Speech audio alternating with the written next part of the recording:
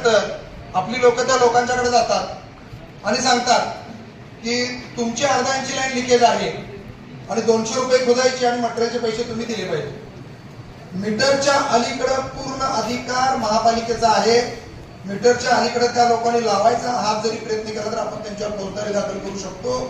असं असताना महापालिकेच्या प्लंबरनं टाकलेली लाईन ही कमी खोलीची असल्या कारणानं, कॉन्ट्रॅक्टरनं टाकलेली लाईन ही कमी खोलीची असल्या कारणानं त्याच्यावरून गेलेल्या वाहनांमुळे होणारं लिकेज आणि तो भूर्दंड लोकांना भरावा लागतो. याच्यावर साहेब काही ते निर्णय व्हायला पाहिजे. कारण जर महानगरपालिका अर्धा इंची लिकेज आहे म्हणून सांगितलं कुठती रस्त्यावर नगरसेवकांनी, लोक जातात, उकरतात, बंद करून निघून येतात. नागरिक घरात नसतात, पाणी त्याला 2-2-3 दिवस मिळत नाही. मग त्याच्या लक्षात येतं की कोणतरी महापालिकेची येऊन आपली लाईन बंद करून गेले आणि मग नगरसेवकांना फोन येतो. हे महापालिकेचे अधिकारी म्हणतात 200 रुपये भरा, मटेरियल आणून द्या. साहेब हे काय नेमकं? मग मीटरच्या अलीकडे सर्व परवानगी द्या, लोक सगळंच काम करून घेतील. त्यामुळे तो एक विषय आहे. दुसरा महत्वाचा मुद्दा, आता जे पाणी कमी पडतंय, सक्शन किती होतंय, वितरित किती होतंय, फिल्टर्ड किती होतंय, सेटल न होणारं वॉटर आपण किती देतोय, हे सगळे प्रश्न सगळ्यांना माहित आहे. पण आता जर इमर्जन्सी तुम्ही हे लॉंग टर्म प्लॅनिंग जर करत बसला तर शॉर्ट टर्म मध्ये काहीच होणार नाही आहे. मग आपण यापूर्वी एमआयडीसीचं पाणी विकत घेत होतो. एमआयडीसीचं पाणी विस्तारित भागाला, कुपवाडच्या परिसराला आपण देत होतो. त्यांना पण चांगलं पाणी मिळायचं. इकडच्या भागाला 56 MLD 70 MLDच्या लोकांना पण ते पाणी पुरायचं. 1,20,00,000 रुपये आपले वाचतात म्हणून आपण एमआयडीसीचं पाणी बंद केलं. एमआयडीसीचं पाणी बंद केल्यामुळे आपले 1,20,00,000 वाचले. मात्र पाणी यंत्रणा सक्षम नसल्यामुळे आमच्या लोकांना ज्यांना पाणी मिळत नाही त्यांना पाण्यापासून अजून सुद्धा वंचित राहावं लागतं. एक उदाहरण देतो. अभयनगर पाण्याची टाकी बांधली गेली. 15 दशलक्ष लिटर त्याची कॅपॅसिटी आहे. सुरुवातीला जे झोन त्याच्यावर जोडले गेले त्या लोकांना पाणी मिळत होतं साधारणतः 1.5 ते 2 तास. आज परिस्थिती अशी आहे, त्याच्यावर पाणी मिळत नाही त्या एरियाची कंप्लेंट केली की अभयनगरच्या झोनवर आपण ढकलतो. पाणी मिळत नाही म्हणजे की अभयनगरच्या झोनवर ढकलतो. साहेब आता वॉर्डामधील 70% भाग अभयनगरच्या टाकीवर गेलेला आहे आणि त्यांना 1 तासाच्या वर पाणी मिळत नाही. मग आपण नेमकं पाणी देताय किती आणि द्यायचं किती आहे? आमच्या वॉर्डामध्ये 4 टाक्यांचं पाणी येतं, त्यातली फक्त अभयनगर सोडली तर यशवंतनगरचं फक्त 10% पाणी आम्हाला मिळतं. जैन कॉलनीची टाकी आमच्या वॉर्डात आहे, तिचं 10%च पाणी मिळतं. वसंत कॉलनीची टाकी आमच्या वॉर्डात आहे, तिचं पण 10% पाणी आम्हाला मिळतं. बाकी सगळी वितरण व्यवस्था बाहेरच्या वॉर्डामध्ये केली जाते. आम्हाला दुसऱ्या वॉर्डात पाणी दिलंच पाहिजे, विषय तो नाही आहे. सगळ्यांना पाणी मिळालं पाहिजे. मगाशी फिरोजबाईंनी सांगितलं कुर्णीचा कॉप 3 कुर्णे साहेबांच्या चौकातला कॉप, कुर्णे साहेबांचा कुर्णे चौक म्हणून तिथला कॉप 3 आट्या फिरवला गेला. आज आठवडाभर झालं जैन कॉलनी आणि वसंत कॉलनीची टाकी 1.5 मीटर, 2 मीटर, 3 मीटरच्या वर भरत नाही. आमच्या लोकांचे प्रॉब्लेम चालू झालेले आहेत. 100% वसुली असलेला भाग, एकही पाणी बिल थकीत नसलेला भाग, मी जबाबदारीने सांगतोय, तिथं मात्र आपण पाणी देत नाही. आणि विरोध पठाण साहेबांच्या वॉर्डात पाणी मिळालंच पाहिजे. त्याची व्यवस्था काय करताय? गेली 10 वर्ष झालं तो वाद चालू आहे. दरवेळी इकडचा वाल फिरवायचा, नंतर तिकडचा वाल फिरवायचा. आम्ही ओरडलं की आम्हाला पाणी येतंय, फिरोजबाई ओरडलं की फिरोजबाईंना पाणी जातं. ही यंत्रणा असं नियोजन तर असता कामाने त्याच्यावर सोल्युशन काढलं पाहिजे. दुसरी महत्वाची गोष्ट, कायम सुनील पाटलांना आम्ही फोन केला की जैन कॉलनीची टाकी एंडची टाकी आहे, भरायला वेळ होतो, त्यामुळे लाईट गेल्यानंतरचा पहिला फटका विस्तारित भागातल्या टाक्यांना बसतो. साहेब का एक दिवस आमची टाकी पहिला भरत नाही? गावातली टाकी लेट भरा, एक दिवस आमची पहिला भरा, तिकडून भरत इकडे या, एक दिवस इकडून भरत तिकडे जावा.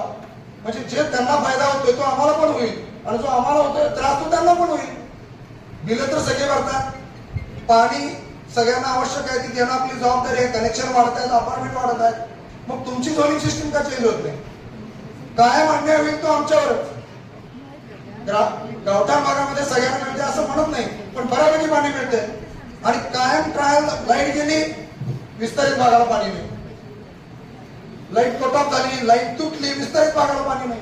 आज सुद्धा उत्कर्ष कॉलनी, जिजामाता कॉलनी, माळी वस्ती, नेहरू नगर, आरवाडे पार्क आणि ह्या 3 दिवसापासून चालू झालेली वसंत कॉलनी पासून जैन कॉलनी, सरस्वती नगर, लोकल बोल कॉलनी, साहेब पाणी नाही आम्हाला. आपल्या अधिकाऱ्यांना वारंवार कंप्लेंट करतोय. आम्ही 4 नगरसेवकांनी अधिकाऱ्यांचा ग्रुप केलाय. कुर्णे साहेबांपासून वॉलमन पर्यंत सगळे त्या ग्रुपवर घेतले. ज्या एरियातली लिकेज आणि याची तक्रार आम्ही त्याच्यावर टाकतो. रिझॉल्व्ह व्हायला वेळ लागतो मान्य आहे, पण जिथं अजिबात पाणी नाही त्या लोकांनी करायचं काय? बिलं जात नाहीत वेळेवर. मागच्या वर्षाची आपली वसुली बघितली तर कमी आहे. का वसुली कमी आहे? बिलं गेले नाही. लोकांना हातात बिलं असल्याशिवाय लोक पैसे भरत नाही. 2 महिन्याला बिलाची सिस्टीम होती, 8-8 महिने बिलं जात नाहीत. पैसे मिळायला पाहिजेत, वसुली व्हायला पाहिजे, या मताचे आम्ही सगळे आहोत.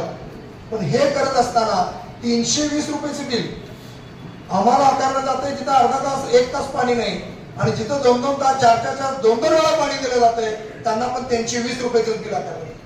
135 लिटर पर व्यक्ती आपण पाणी देऊ शकतो म्हणून आपल्या सगळ्या ड्रेनेज योजना शासनाने मंजूर केलेल्या आहेत. 70 MLचा सगळा लाभ कुपवाडला व्हावा अशा पद्धतीचं धोरण होतं. आज कुपवाडमध्ये मागे सांगितलं राजाराम बापू कॉलनी अजून सुद्धा पाणी मिळत नाही. साहेब, हे नियोजन लॉंग टर्म आणि शॉर्ट टर्म या दोन्ही गोष्टीत करावं लागेल. MIDCचं पाणी विकत घ्यायला लागलं तरी बेहतर, मात्र लोकांना पाणी मिळालं पाहिजे, या सुधारणा व्हायला पाहिजे. जिथं वारंवार आम्ही सांगून आपल्या लोकांकडून कामं होत नाही, अजून सुद्धा 15 वर्ष 20 वर्ष नगरसेवक असलेल्या लोकांच्या कित्येक गल्ल्या आहेत जिथं अजून लाईनी पडलेल्या आहेत. 4 लाईनीचा विषय आहे, 4 लाईनी बंद व्हायला पाहिजे. टाकीत 15 दशलक्ष लिटर पाणी आणि पाईपलाईन मध्ये 15 दशलक्ष लिटर पाणी अशी अवस्था आहे. रात्री ओव्हरफ्लो दिला तर दुसऱ्या दिवशी आम्हाला फोर्सनं पाणी येते. का? कारण पाईपलाईनची संख्या एवढी आहे की अख्खी टाकी जर सोडली तर फक्त पाईपलाईन भरल्या जातील, लोकांना पाणी मिळू शकत नाही. आदल्या दिवशी ओव्हरफ्लो आला तर दुसऱ्या दिवशी पाणी येतं, ते पण कमी दाबाने येतं. त्यामुळं सक्षम केलेलं पाणी जातंय तिथे त्याचं वॉटर ऑडिट होणं गरजेचं आहे. आणि एक्सप्रेस फीडर नावाला 3.5 करोड रुपये आपण MSCBला भरलेत. सगळ्या एक्सप्रेस फीडर मध्ये त्यांनी इमर्जन्सी सबलाईन दिलेत, कुठली वॉलचरला दिले आणि कुठे दिले आणि कुठे दिले. त्यामुळे साहेब यावर नियोजन व्हायला पाहिजे. आजची बैठक घेऊन थांबून चालणार नाही. प्रशासनाचं नियोजन त्यांना 9 कोटी पाहिजे, कुठं 22 कोटी पाहिजे. आताच वाडेकर साहेबांनी सांगितलं अमृत 3 येतंय. अमृत 3च्या दृष्टिकोनातून काय करायचं आहे याचे प्रोजेक्ट आपले तयार पाहिजे. अमृत 3 मध्ये स्पेड ड्रेनेज पण येणार आहे, ते प्रोजेक्ट आपले तयार पाहिजे, त्याचा DPR तयार पाहिजे. नाहीतर उद्या परत पुढची गली पडली मागची पडली नाही. 100% मीटरिंग व्हायला पाहिजे. 20 लाख रुपये माननीय माजी खासदार संजय काकांनी आपल्याला दिले, त्याचे 53,000 मीटर आपण बसवतोय. 1.25 लाखच्या वर कनेक्शन आहे. उरलेले मीटर आपल्याला अमृत 3 मधनं मिळणार आहे, त्याचे प्रपोजल तयार पाहिजे. ह्या गोष्टी अपडेट होऊन प्रशासन करत आलंय, करतंय, आम्ही नाही म्हणत नाही. पण फक्त आयुक्त साहेब काम करतायत आणि खाली होत नाही असं होता कामा नये. बाकीच्यांनी सुद्धा काम केलं पाहिजे. काम चुकारपणे बंद व्हायला पाहिजे. ज्या गोष्टीसाठी ऑर्डर काढले त्या डिपार्टमेंटला न होता आपल्या वरिष्ठ अधिकाऱ्यांकडे शिफारस येते आणि बदली होते. 100% दुसऱ्या डिपार्टमेंटला गरज आहे, पण हेड ऑफ डिपार्टमेंट कशाला? त्याची ऑडिशन नसताना तिथली लोक काढली का जातात? हा पण सर विषय महत्वाचा आहे. ज्या गोष्टीसाठी लेबर घेतलेत ते न घेता ऑफिसमध्ये काम, तिथं काम, हे पण बंद व्हायला पाहिजे. नाहीतर साहेब या गोष्टीचा काही उपयोग होणार नाही. तिथं भाषण करून कशाला गौरव पडते. तसंच ही अवस्था आहे. आमची विनंती राहील, सर्वांच्या भावना लक्षात घ्या.